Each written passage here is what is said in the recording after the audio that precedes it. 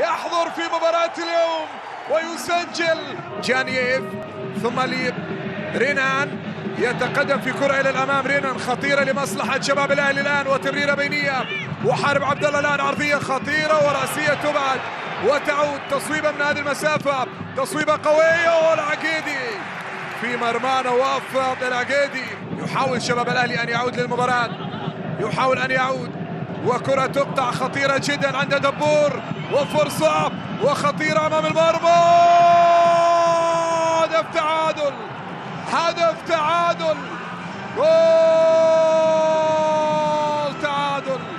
شباب الأهلي يعود للمباراة بسرعة، يعود ويسجل التعادل. مشاكل في دفاع النصر واضحة، وهدف تعادل لمصلحة شباب الأهلي. شوفوا الكرة وشوفوا اللقطة وشوفوا التقدم من جانب شباب الأهلي.